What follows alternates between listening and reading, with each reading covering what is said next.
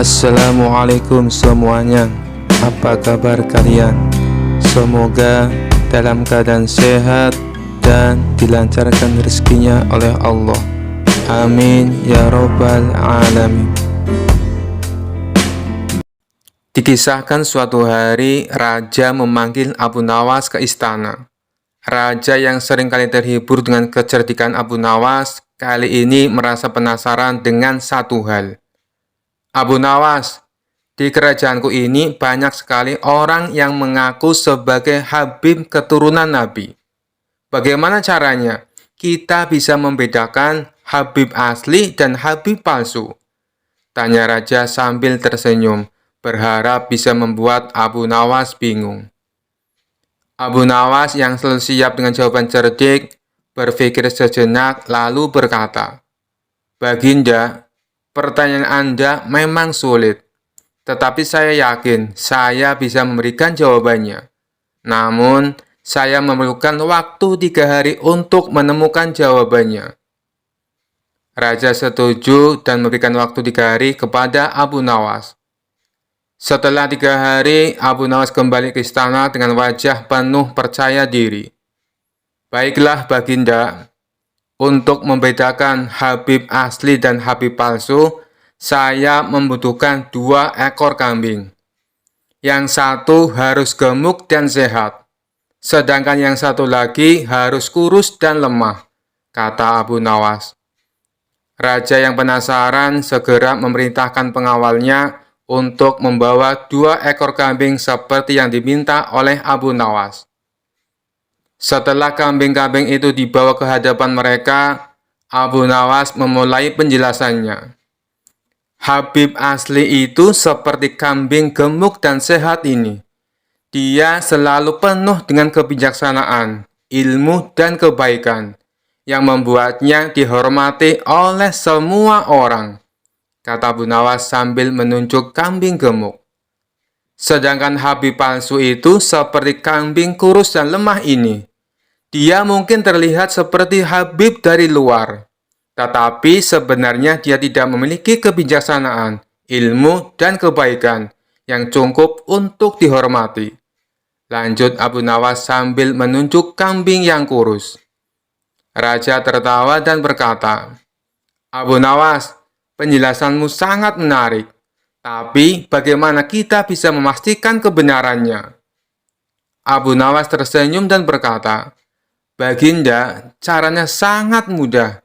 Kita hanya perlu menguji mereka dengan pertanyaan-pertanyaan yang dalam dan bijaksana. Habib asli akan selalu memiliki jawaban yang baik, sementara Habib palsu akan kebingungan dan terjebak dalam kebohongannya sendiri."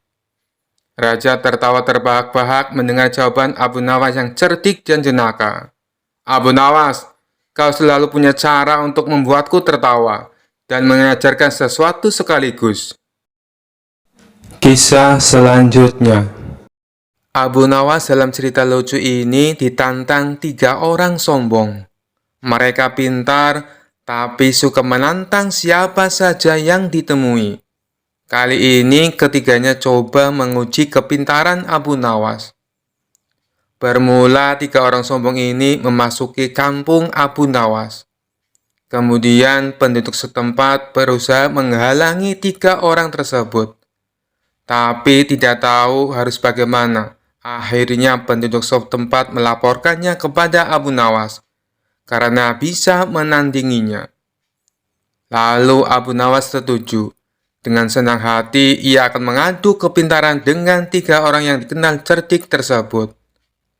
Saat itu mereka adu kepintaran di sebuah lapangan, sehingga masyarakat bisa menontonnya. Satu dari 3 orang cerdik tersebut bertanya kepada Abu Nawas, "Di mana sebenarnya pusat bumi ini, wahai Abu Nawas yang bodoh?" Disebut bodoh, Abu Nawas ternyata tidak marah, justru membalasnya dengan senyum. Lalu ia menjawabnya dengan nada santai, "Tentu itu mudah. Pusat bumi ada di bawah kakiku."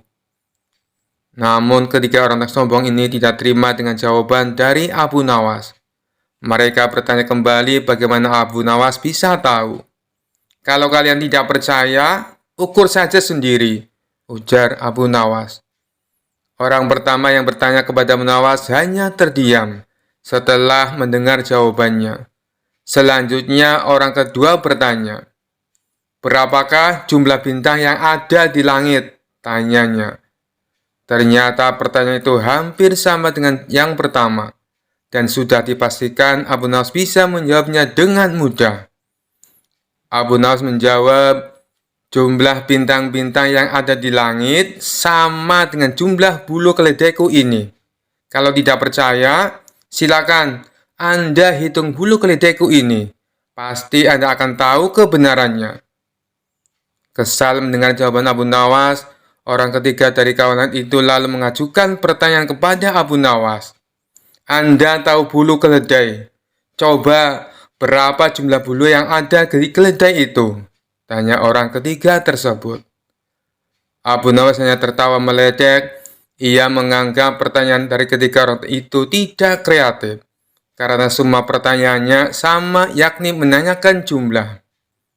Jumlah bulu ekor keledai ini sama dengan jumlah rambut yang ada di jenggot Anda. Kalau tidak percaya, silakan cabut satu persatu, ucap Abu Nawas. Sadar jika bulu jenggot dicabut satu persatu akan sakit, maka orang ketiga itu langsung terdiam dengan jawaban dari Abu Nawas. Ingin membalasnya, tapi tidak tahu apa yang harus ditanyakan lagi, karena ternyata Abu Nawas lebih cerdik dari dirinya. Kisah selanjutnya. Mungkin yang kita tahu selama ini, Abu Nawas dikenal sebagai tokoh sufi yang nyeleneh dari kota Baghdad. Namun ternyata dia juga adalah seorang ulama sufi yang sangat menguasai ilmu agama. Di sela-sela kesibukannya bolak-balik ke istana, Abu Nawas selalu menyempatkan waktu untuk mengajar murid-muridnya. Ia juga sering kedatangan tamu yang bertujuan hanya untuk bertanya tentang masalah agama. Suatu ketika, saat Abu Nawas sedang mengajar, datanglah seorang tamu pertama menghadap Abu Nawas. "Wahai Tuan Abu Nawas, manakah yang lebih utama? Orang yang mengerjakan dosa-dosa besar atau orang yang mengerjakan dosa-dosa kecil?" Abu Nawas menjawab, "Yang lebih utama adalah orang yang mengerjakan dosa-dosa kecil." "Mengapa demikian, wahai Tuan Abu Nawas?" tanya tamu itu kembali. "Sebab lebih mudah diampuni oleh Tuhan," balas Abu Nawas. Tamu pertama itu pun merasa puas dengan jawaban Abu Nawas, karena sejatinya ia yakin memang seperti itu. Selanjutnya datang tamu kedua menemui Abu Nawas. Ia juga menanyakan persoalan yang sama. "Wahai Tuan Abu Nawas, manakah yang lebih utama? Orang yang mengerjakan dosa-dosa besar atau orang yang mengerjakan dosa-dosa kecil?" Abu Nawas menjawab, "Orang yang tidak mengerjakan keduanya." "Mengapa demikian, wahai Tuan Abu Nawas?" tanya tamu itu kembali. "Dengan tidak mengerjakan keduanya, tentu tidak memerlukan pengampunan dari Tuhan," jawab Abu Nawas. Tamu kedua itu pun bisa menerima dan memahami atas jawaban Abu Nawas itu. Tidak lama berselang, datang tamu ketiga menemui Abu Nawas. Tamu tersebut juga menanyakan hal yang sama. "Wahai Tuan Abu Nawas, manakah yang lebih utama? Orang yang mengerjakan dosa-dosa besar atau orang yang mengerjakan dosa-dosa kecil?" Abu Nawas menjawab, "Orang yang mengerjakan dosa-dosa besar." "Mengapa demikian, wahai Tuan Abu Nawas?" tanya tamu itu kembali. "Sebab pengampunan Allah kepada hambanya sebanding dengan besarnya dosa hamba itu," jawab Abu Nawas. Mendengar jawaban Abu Nawas membuat tamu ketiga ini puas. Ia pun lalu pamit pulang. Ternyata selama Abu Nawas menerima ketiga tamu tersebut, ada salah satu muridnya yang selalu memperhatikan percakapan antara Abu Nawas dan tamu-tamunya itu. Sang murid merasa bingung dengan jawaban gurunya. Kenapa satu pertanyaan yang sama, tapi jawabannya berbeda-beda? Karena merasa penasaran, ia pun memberanikan diri menanyakan hal itu kepada Abu Nawas selaku gurunya. "Wahai Tuan Guru, saya perhatikan dari awal, kenapa Tuan Guru memberikan jawaban yang berbeda? Padahal ketiga tamu tadi menanyakan persoalan yang sama." Abu Nawas hanya tersenyum mendengar pertanyaan muridnya itu. Ia pun lalu menjelaskan, "Wahai anakku, manusia itu dibagi menjadi 3 tingkatan. Tingkatan yang pertama adalah tingkatan mata. Tingkatan yang kedua adalah tingkatan otak. Dan tingkatan yang terakhir atau tingkatan yang ketiga adalah tingkatan hati. Adapun tamu yang pertama datang tadi, tingkatannya adalah tingkatan mata." "Wahai Tuan Guru, tingkatan mata itu apa?" tanya si murid penasaran. Abu Nawas menjelaskan, tingkatan mata ibarat anak kecil yang melihat bintang di langit. Ia mengatakan bintang itu kecil, karena ia melihatnya hanya menggunakan mata.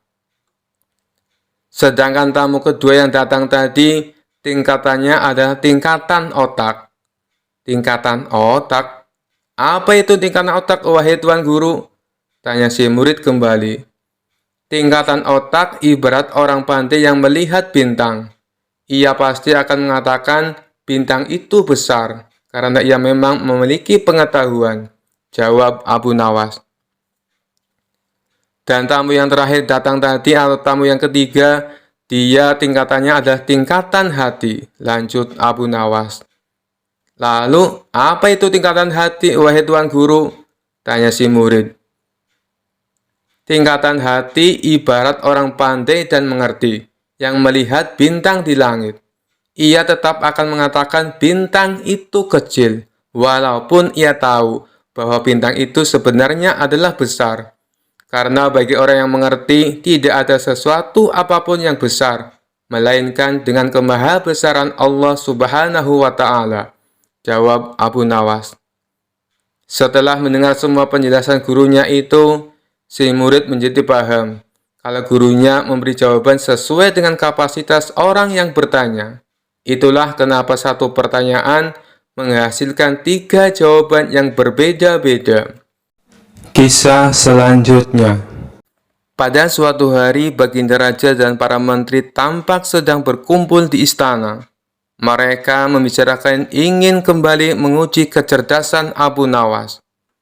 "Paduka yang mulia, untuk menghadapi Abu Nawas, sebaiknya kita minta bantuan seorang ulama yang ilmunya lebih tinggi dan cerdas," saran salah satu menteri.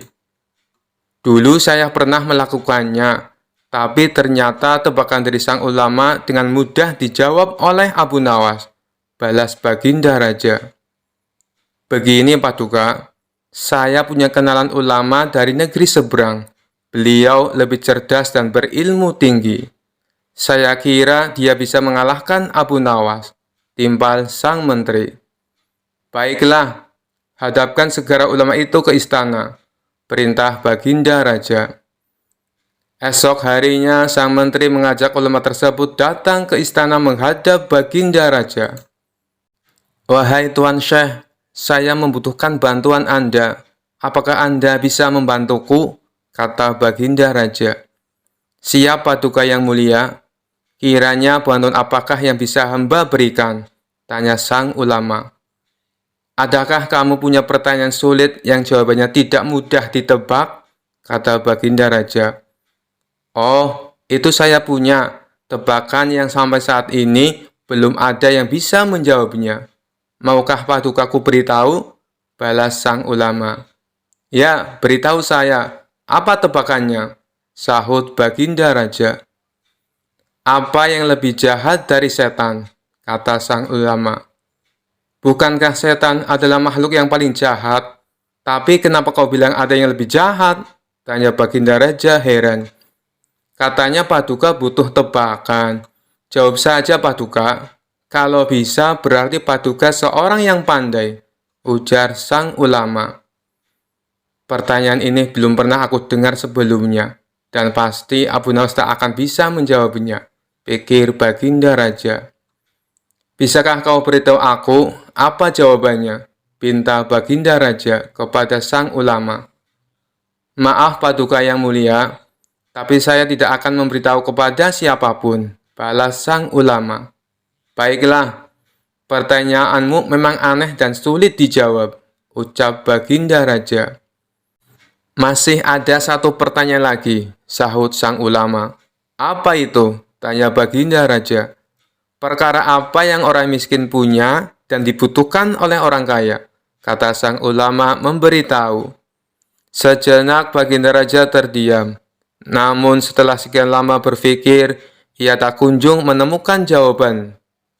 Kalau pertanyaan dibalik, tentu akan mudah dijawab. Perkara apa yang orang kaya punya dan dibutuhkan orang miskin? Tentulah jawabannya harta. Tapi ini malah sebaliknya. Ini yang membuat saya menjadi pusing, ujar Baginda Raja. "Namanya saja tebakan Paduka, tentu penuh dengan teka-teki," timpal sang ulama. "Kedua pertanyaanmu memang bagus dan tepat sekali untuk menantang Abu Nawas," puji Baginda Raja. Maka pada keesokan harinya, dipanggillah Abu Nawas menghadap Baginda Raja. Ketika Abu Nawas tiba di istana, Baginda Raja berkata, "Abu Nawas, aku punya pertanyaan untukmu. Jika kamu menjawab dengan benar, kamu akan mendapatkan hadiah. Tetapi jika kamu salah, kamu akan dihukum. Apakah kau berani menerima tantangan ini?" tanya Baginda Raja. Abu Nawas yang kali itu sedang membutuhkan uang, langsung mengiyakan tantangan tersebut. "Saya siap, Paduka. Apa pertanyaannya?" sahut Abu Nawas. "Apa yang lebih jahat dari setan?" tanya Baginda Raja. "Yang lebih jahat dari setan adalah kedengkian kita," jawab Abu Nawas. Mendengar hal itu, Baginda Raja tercengang dengan jawaban Abu Nawas. Sementara sang ulama memuji akan kecerdasan Abu Nawas. "Baiklah Abu Nawas, sekarang pertanyaan kedua. Apa yang dipunyai oleh orang miskin tapi dibutuhkan oleh orang kaya?" tanya Baginda Raja. Jawabannya adalah harapan. Karena orang miskin punya harapan, sedangkan orang kaya butuh lebih banyak lagi, jawab Abu Nawas. Untuk kedua kalinya, Baginda Raja dibuat tercengang oleh kecerdasan Abu Nawas. Ia tak menyangka pertanyaan yang dianggapnya sulit dengan mudah dijawab oleh Abu Nawas. Begitu pula dengan sang ulama. Ia kembali memuji atas kecerdasan Abu Nawas. Sesuai dengan janji yang diucapkan Baginda Raja, kemudian memberi Abu Nawas hadiah. Kisah selanjutnya. Dikisahkan Abu Nawas mempunyai seekor burung nuri yang cantik. Tiap pagi dan sore, Abu Nawas rajin memandikan burungnya. Pada suatu ketika, Baginda Raja Harun al-Rasyid bertandang ke rumah Abu Nawas. Kedatangan Paduka Raja yang tiba-tiba itu membuat Abu Nawas kaget. Pasalnya di rumah Abu Nawas tidak tersedia makanan untuk menjamu sang raja. "Tidak usah repot-repot Abu Nawas, saya hanya mampir sebentar. Bagaimana kabarmu? Lama sekali kamu tidak ke istana," ucap sang raja. "Alhamdulillah, keadaan saya baik-baik saja Paduka," balas Abu Nawas. Paduka Raja mengamati sekeliling rumah Abu Nawas. Saat matanya tertuju ke pojokan rumah, Paduka Raja melihat seekor burung nuri di dalam sangkar. "Kamu sekarang memelihara burung, wahai Abu Nawas?" tanya sang raja. "Betul sekali Paduka yang mulia," jawab Abu Nawas. Sang raja kembali berkata, "Burung kamu bagus, bulunya juga indah. Saya suka sekali melihatnya. Kalau kamu berniat menjualnya, jangan dia tawarkan kepada orang lain. Tawarkan saja kepadaku. Berapapun harganya, pasti aku akan membayarnya." Abu Nawas tidak menjawab, ia hanya menganggukkan kepalanya. Tapi dalam hati Abu Nawas berkata, "Mana mungkin aku menjual burung yang tidak berharga ini kepada Baginda Raja." Keesokan paginya, Abu Nawas datang ke istana. Dia datang dengan membawa burung nuri yang diinginkan Baginda Raja. Abu Nawas tidak ingin menjualnya. Dia ingin memberikan cuma-cuma kepada Baginda Raja. Tapi di pintu gerbang istana, dua orang pengawal menahannya. Mereka berdua adalah kepercayaan menteri istana yang dengki kepada Abu Nawas. "Ada keperluan apa kamu datang kemari?" tanya pengawal. Abu Nawas menjawab, "Tempo hari Paduka Raja datang ke rumah saya dan menyukai burung saya. Oleh sebab itu, saya ingin memberikan burung ini kepada Paduka Raja." Salah seorang pengawal berkata, "Tinggalkan saja burung jelek itu di sini. Biar aku yang menyerahkan kepada Paduka Raja." Abu Nawas pun menurut. Dalam situasi seperti ini, ia tidak mungkin melawan. Tapi suatu saat mereka pasti akan mendapatkan balasannya. Kedua pengawal itu lalu menukar burung Abu Nawas dengan burung gereja. Setelah itu diserahkan kepada Paduka Raja.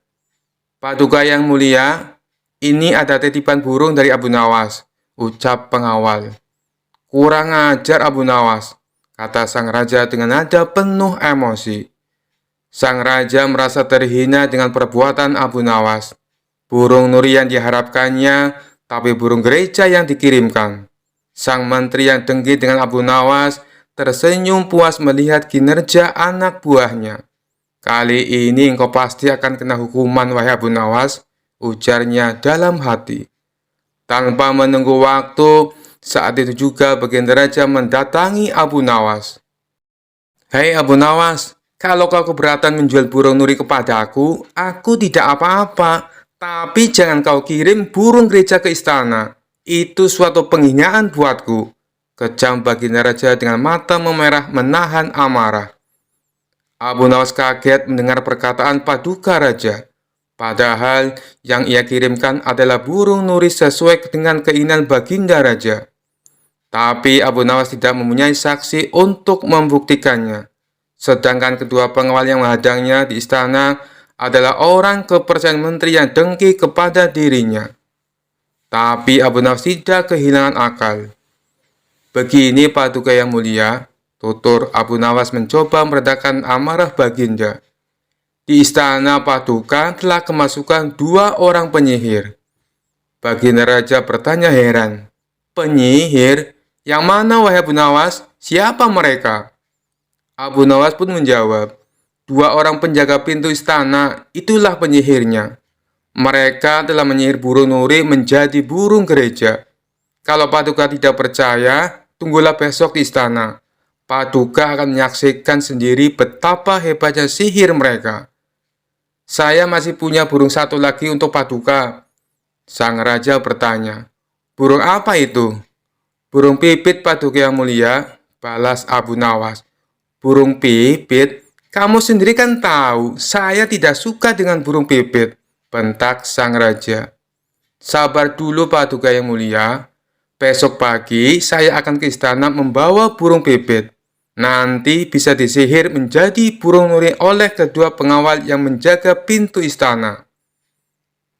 Pagi-pagi sekali Abu Nawas sudah tiba di istana. Dia membawa burung pipit. Di depan gerbang, lagi-lagi Abu Nawas dicegat oleh kedua pengawal. "Ada perlu apa lagi kau ke sini?" hardik si pengawal. "Sudah kubilang, Paduka Raja sedang tidak menerima tamu." Abu Nawas pun menjawab, "Maaf, kemarin aku keliru. Aku sebenarnya ingin memberikan burung pipit ini kepada Paduka, tapi aku keliru mengambilnya. Paduka pasti marah-marah mendapat kiriman burung nuri tersebut. Semua orang tahu Baginda Raja sangat benci dengan burung nuri. Baginda pernah tersesat di hutan gara-gara burung nuri sialan itu. Maafkan aku telah membuat Baginda Raja marah. Taruh saja di situ, biar nanti aku yang menyerahkan kepada Paduka," perintah pengawal istana. Terpengaruh bujukan Abu Nawas, kedua kaki tangan sang menteri itu pun menukar burung pipit dengan burung nuri. Setelah itu mereka menyerahkannya kepada Baginda Raja. Keduanya bersukaria karena sebentar lagi Abu Nawas pasti akan mendapatkan hukuman yang berat dari sang raja. "Paduka yang mulia, ini ada kiriman burung nuri dari Abu Nawas," ucap salah satu pengawal. Sang raja terperangah kaget. Ternyata benar apa yang dikatakan Abu Nawas. Kedua pengawal ini bisa menyihir alias menggelapkan barang yang bukan haknya. Ini burung nurinya. Lalu kemana burung pipitnya? Sindir Baginda Raja, yang langsung membuat wajah kedua pengawal itu pucat pasi. Belum sempat kedua pengawal itu menjawab, sang raja langsung menghukum kedua orang tersebut dan dipecat dari pengawal istana. Kisah selanjutnya. Sudah cukup lama Abu Nawas tidak pernah dipanggil lagi oleh Baginda Raja ke istana. Sejenak Abu Nawas pun berpikir, bagaimana cara agar dirinya dipanggil ke istana oleh Baginda Raja. Hal ini bukan karena Abu Nawas kangen dengan Baginda Raja, tetapi karena pundi-pundi penghasilnya sudah mulai kosong. Sebab hadiah dari Baginda Raja sudah tidak pernah lagi ia terima selama ini. Kondisi rumah tangga yang demikian tentu tidak boleh dibiarkan begitu saja, pikir Abu Nawas. Sehingga Abu Nawas pun mulai mencari berbagai cara agar dipanggil ke istana oleh Baginda Raja. Lama berpikir, tiba-tiba hujan turun yang begitu derasnya, sehingga Abu Nawas berlari ke dalam rumahnya. Dalam keadaan yang basah kuyup, Abu Nawas berpikir, bukankah hujan adalah rahmat? Kenapa aku harus lari menghindarinya? Dari situlah Abu Nawas mendapatkan ide agar dipanggil Baginda Raja ke istana. Maka keesokan harinya, Abu Nawas langsung menjalankan aksinya, supaya bisa segera dipanggil oleh Baginda Raja. Abu Nawas pergi ke pasar dan berdiri di tengah-tengah keramaian, lalu berkata seperti orang yang beraliran sesat, "Wahai umat manusia, saya Abu Nawas adalah orang yang sangat membenci pada yang hak dan suka kepada yang fitnah. Dan saya adalah orang yang lebih kaya dibandingkan Allah," ujar Abu Nawas berkali-kali. Padahal selama ini Abu Nawas dikenal sebagai orang alim yang taat, sehingga banyak warga yang heran dengan sikapnya tersebut. Dia memang gemar bersikap jenaka, hanya saja leluconnya tidak pernah ngawur seperti sekarang. Akhirnya warga yang merasa tidak suka mendengar perkataan Abu Nawas, maka ulah Abu Nawas tersebut langsung diadukan ke Baginda Raja. Mendengar pengaduan para warga, Baginda Raja pun menjadi geram dan memerintahkan prajurit untuk segera menangkap Abu Nawas. Setibanya Abu Nawas di istana, Baginda Raja langsung membentaknya dengan sangat keras dengan penuh amarah. "Kamu sudah murtad, Abu Nawas. Perkataanmu bukan lagi lelucon, dan ini tidak bisa lagi dibiarkan. Kamu harus masuk penjara," kata Baginda Raja kepada Abu Nawas. Kemudian Abu Nawas pun mempertanyakan kesalahannya kepada Baginda Raja. "Memangnya salah saya apa, Baginda Raja?" kata Abu Nawas pura-pura bertanya. "Bukankah tadi di pasar kamu mengatakan bahwa kamu tidak suka dengan yang hak atau kebenaran, malah kamu menyukai yang fitnah? Belum lagi kamu mengatakan kamu mengaku lebih kaya dari Allah. Kamu bilang begitu kan?" kata Baginda Raja sambil marah. Abu Nawas pun tidak banyak bicara. Dia langsung mengakui perbuatannya tersebut. Kemudian Baginda Raja bertanya kembali, "Mengapa engkau berkata begitu? Sudah kafirkah engkau?" tanya Baginda Raja lagi. Tapi dengan entengnya Abu Nawas menjawab pertanyaan dari Baginda Raja. Saya kira Baginda Raja juga seperti saya. Baginda pasti membenci perkara yang hak," kata Abu Nawas. Kemudian sang raja pun menjadi tambah marah dan mengatakan Abu Nawas sangat kurang ajar. Selanjutnya, Abu Nawas menjelaskan maksud dari perkataannya tersebut. "Jangan marah dulu, wahai Paduka yang mulia. Dengarkan dulu keterangan saya," kata Abu Nawas.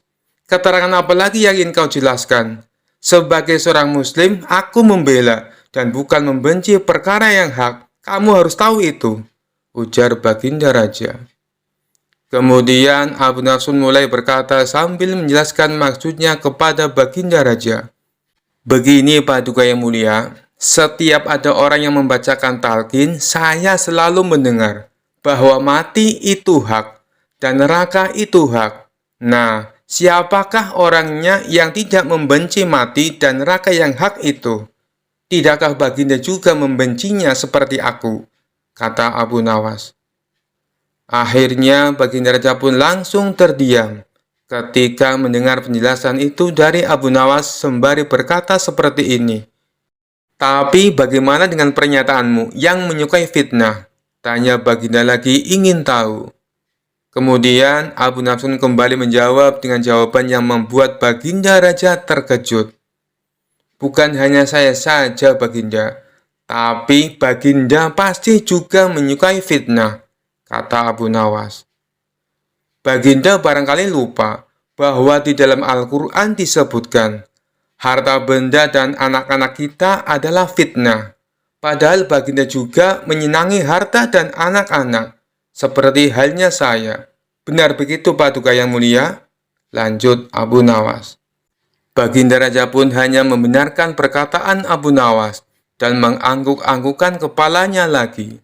Kemudian baginda raja bertanya kembali kepada Abu Nawas. Lalu bagaimana dengan pernyataanmu yang mengaku lebih kaya daripada Allah? Apakah kamu sudah sinting? Kamu tahu kan kalau Allah itu maha kaya dan maha segala-galanya, kata baginda raja kepada Abu Nawas. Kemudian Abu Nawas pun kembali menjawab pertanyaan dilontarkan baginda raja. Anak adalah kekayaan. Baginda pasti tahu itu. Sedangkan Allah tidak mempunyai anak. Saya mempunyai anak, berarti saya lebih kaya daripada Allah. Karena Allah tidak beranak dan tidak diperanakan, kata Abu Nawas menjelaskan kepada baginda raja. Baginda lagi-lagi hanya bisa terdiam, sebab semua yang dikatakan oleh Abu Nawas memang benar adanya. Kamu memang benar Abu Nawas, tapi apa maksudmu berkata seperti itu di tengah pasar, hingga membuat keonaran? Tanya baginda raja kepada Abu Nawas. Kemudian Abu Nawas pun menjawab tujuan dari perbuatannya tersebut di pasar. Tujuan saya adalah supaya ditangkap dan dihadapkan kepada yang mulia. Karena hanya inilah satu-satunya cara agar hamba bisa bertemu yang mulia, ujar Abu Nawas. Kemudian baginda pun bertanya kepada Abu Nawas tentang tujuannya yang ingin menemui dirinya. Dan Abu Nawas pun menjawab dengan santainya. Agar mendapat hadiah, kata Abu Nawas cengengesan. Suasana yang tadinya tegang kemudian menjadi penuh gelak tawa. Dan baginda raja pun berkata seperti ini. Abu Nawas, ada-ada saja kamu, kata baginda raja. Baginda raja pun akhirnya sadar bahwa selama ini ia jarang mengundang Abu Nawas ke istana. Kemudian baginda raja pun memberikan Abu Nawas beberapa keping emas sambil berkata seperti ini. Kalau kamu butuh apa-apa, langsung saja datang ke sini. Bilang padaku apa yang kamu butuhkan. Tidak perlu pakai cara-cara seperti ini lagi, kata baginda raja. Kemudian Abu Nawas pun meminta maaf kepada baginda raja. Lalu pulang ke rumahnya sambil membawa hadiah dari baginda raja. Sekian dulu perjumpaan kita kali ini. Sampai bertemu lagi di kisah-kisah selanjutnya. Terima kasih yang sudah subscribe dan setia menonton channel ini. Wassalamualaikum warahmatullahi wabarakatuh.